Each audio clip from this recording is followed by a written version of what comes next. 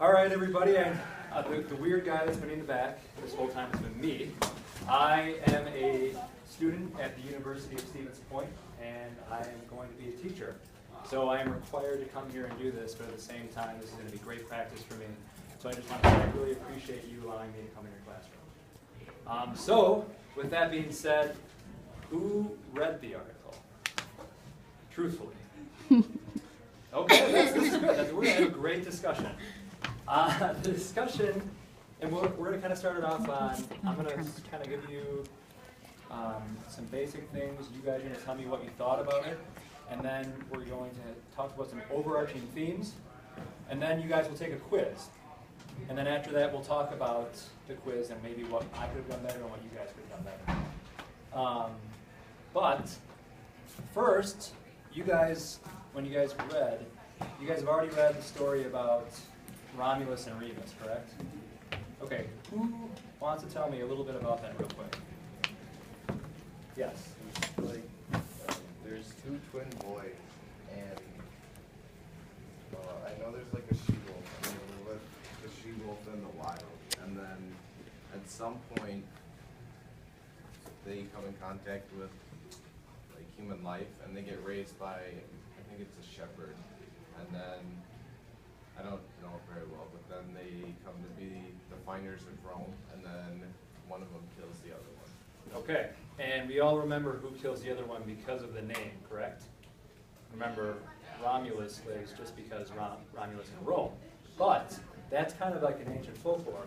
What in the article did it say about the meaning from an ancient Greek term? What does Rome mean? Yes? That's exactly what it means. And I always thought that seems like an appropriate term. I mean, you never see someone naming their city weak. That would seem oddly strange. So Rome does mean strong.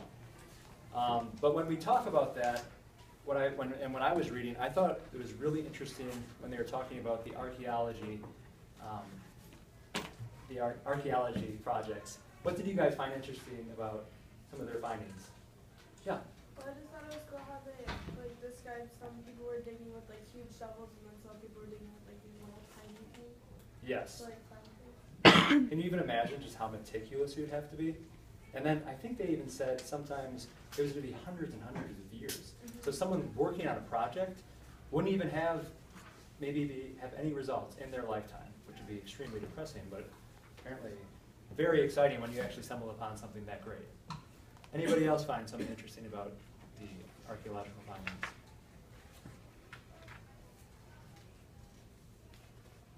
Yeah. Like Pompeii, at first I thought it was like garbage and there's nothing there, but then they realized like what was behind it. Yeah, that's what I found really exciting too. I mean, think about just what a hotbed of information you can find in Pompeii. And when reading, I thought it was a really funny story, well, not funny, but tragic and funny when they talked about Pliny the Elder. Oh yeah, go ahead. Oh, sorry. I was just going to say that I thought it was interesting that they used the garbage, and like the one guy said that like the best way to find out about culture is to look through their garbage. I think I've heard that before, and it's really true because especially now, like we throw out a ton of stuff, like we waste a bunch of stuff, and so like just knowing like how much we can learn from our own garbage is like how much we can learn from theirs. Completely agree. Can you imagine? You don't even remember half the stuff you throw away during the day. You'd actually go back and look through your own trash and kind of be able to piece together your last week. But I always found the story interesting about Pliny the Elder, about when Mount Vesuvius exploded all over Pompeii, everyone is running in one direction, and then you see Pliny the Elder running in the other direction. So I mean, I get this mental image, right? So everyone's just running desperately away, and Pliny, there's like a crazy person is running that way. That's not my natural instinct to run towards the volcano. But in Pliny's case, it was, because he was kind of a scientist and he wanted to explore that. Okay, so then what did you guys think about class structure in ancient Rome? Do you guys remember the 3 classes? Yeah. Wasn't it like the patricians and the plebeians and then The slaves. Can you kind of explain patricians and plebeians? patricians was like upper class, plebeians was like middle, lower class, and then slaves are slaves. Exactly. Very interesting class structure. And when you think about it, do you guys remember who maybe the most wealthiest and influential patrician was? He had his own fire department, if that rings any bells.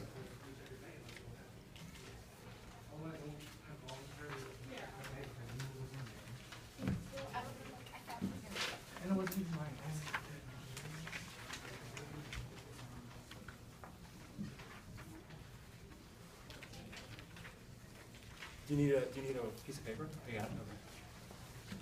Okay. Well, his name is Crassus. Does that sound familiar? So Crassus would actually come. He was his one man, or he was a fire marshal. Someone's home would be burning, and he would come and kind of bargain with them. Hey, I'll put out your fire if you give me this. Interesting strategy, but it was very, very powerful for him. Now, what he didn't have was any power in the form of military. So he actually and eventually finds his death when he's out exploring other lands. So when we're talking about powerful individuals, let's go to emperors. Which type of emperors did you find interesting?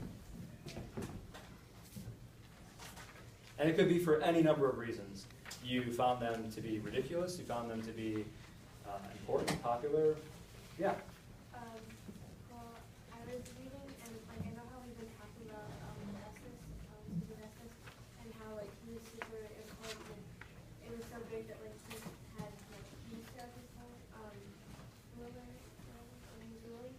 But I thought it was kind of funny that like everyone was always like, oh, he's so great, he kept peace, but they forget that like the people who were actually fighting were probably the ones who didn't want to fight anyway. So even if Caesar Augustus had said, oh, let's go back to war, like, and fight these people, like, probably would have just ignored it. Rebelled. Do you remember what was really interesting about Caesar Augustus? What was he the first one to do? He eventually became just he kind of was the first one to take it upon himself to just be a one-man ruler, and then use the Senate to rubber stamp kind of his ideas. Do you guys know what rubber stamp means? Kind of like a seal of approval. Exactly. That you're just going to be very agreeable, be like kind of yes man. Like, yeah, that sounds like a great idea. It might not be, but we're just going to say yes. And so they would kind of just stamp that for him. How about, anyone remember interesting stories about Caligula?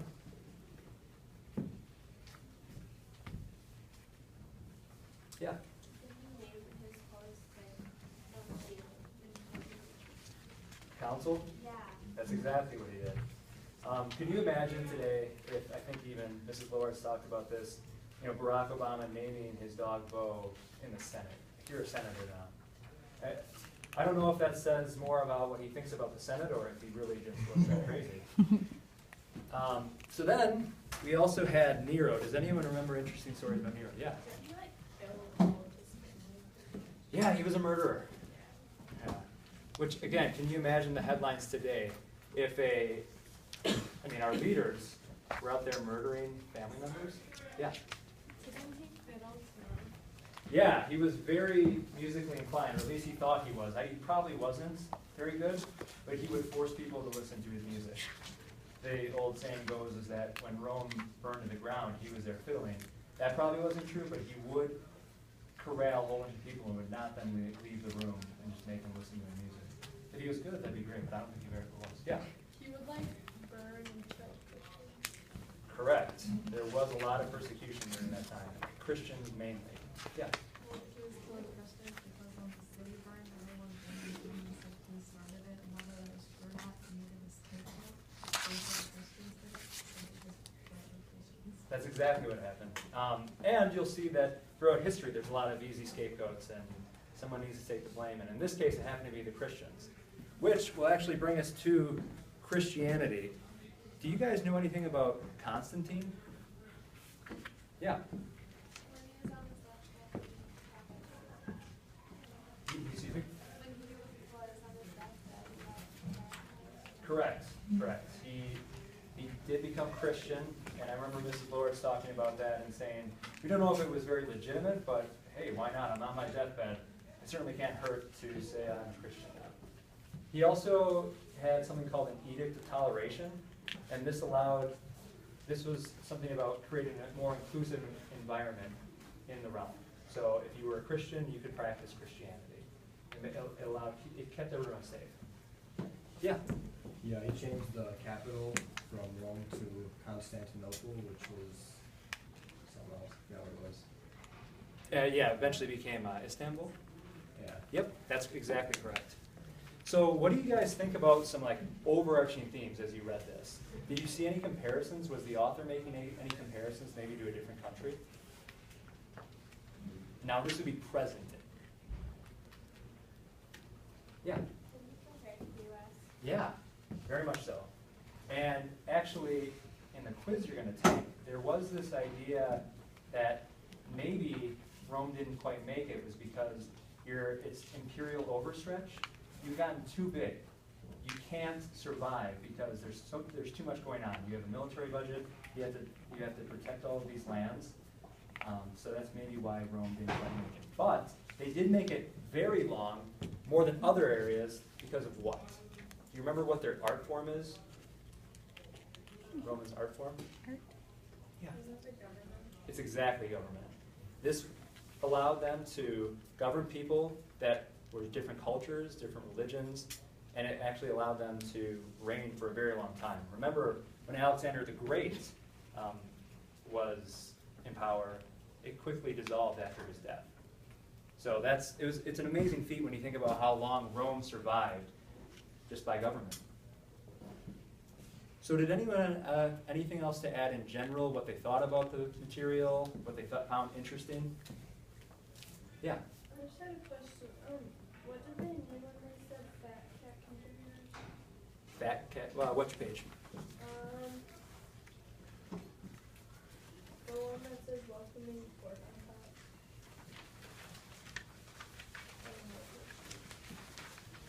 top. Which, Oh, 21. yep, and we're about, It's right at the top, the first line on the right column. okay.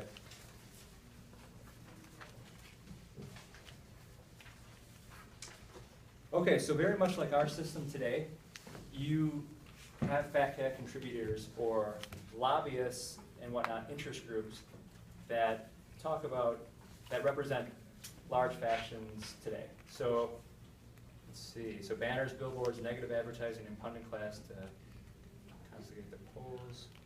Yeah, so really it's just about donors. And you know how that works in our political system today? Kind of that same idea. So does anyone else have anything else to add or any other questions? Yeah. How big is Pompeii like compared to modern day? Would it be considered like Appleton or like New York? Like, how big is it? That's a good question. It's a resort town, so my thought is that it's more like Bailey's Harbor in the summer. So probably larger than that. And is anyone doing Pompeii for their project? Yeah, find out like the population-ish, because that's a really good question. I mean, they don't have New York. Well, Rome would like be New York City, but I think it would be closer to, it's a resort town, but it was in resort time, like everybody was there resorting. So I don't know the exact answer to that, but my guess is somewhere between like Bailey's Harbor and Appleton. All right, does anybody have any other questions before the quiz? Or just observations, what you enjoyed about the material?